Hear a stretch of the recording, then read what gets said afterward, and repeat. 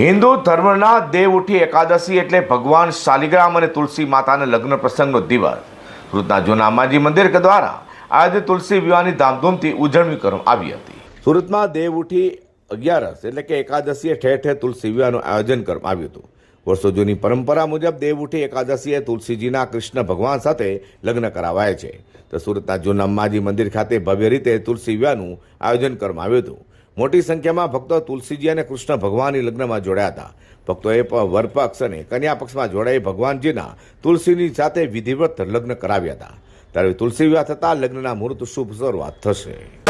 જૂનું અંબાઈ મંદિરમાં વર્ષોથી આપણે તુલસી વિવાહનો પ્રસંગ ઉજવવામાં આવે છે. આ પ્રસંગમાંથી દર વર્ષે તુલસી વિવાહના કરવામાં આવે છે ને એ બંને પક્ષો તરફથી આપણે જેમ લગ્ન કરીએ છીએ તે હિસાબનું અહીંયા એ કરે છે. આ દિવસથી લગ્ન કરવાથી લગ્નની શરૂઆત થઈ જાય છે અને લોકો ખૂબ ગણીને આ દિવસથી લગ્ન ચાલુ થઈ જાય છે. અહીં વર્ષોથી આ પ્રથા ચાલવામાં આવે છે અને લોકો હજારોની સંખ્યામાં દર્શન કરે છે, માતાજી પાસે આશીર્વાદ લે છે અને પોતાના શુભ કાર્ય શરૂ કરે છે. અંબાજી માતામાં જે તુલસી વિવાહ કરે છે દરેક પક્ષો માટે લોકો દર વર્ષે જુદા જુદા જગ્યાએથી કે ભાઈ અમને લાવો તો વૈવાહિક પક્ષને બંને છોકરી તરફથી ને છોકરીવાળા તરફથી એમ કરીને એક કૃષ્ણના ને તુલસી માતાના જુદા જુદા પક્ષ ઊભા કરીને અહીંયા લગ્ન કરવામાં આવે છે.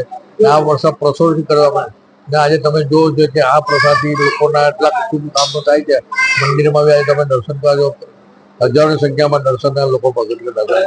સુરતમાં દેવઉઠી એકાદશી તુલસી વિવાહનું આયોજન કરાયું હતું. સુરતમાં ઠેર ઠેર કરેલા આયોજન વચ્ચે જૂના અંબાજી મંદિરે પણ તુલસી વિવાહ યોજવામાં આવ્યો હતો. Bureau report G10 news.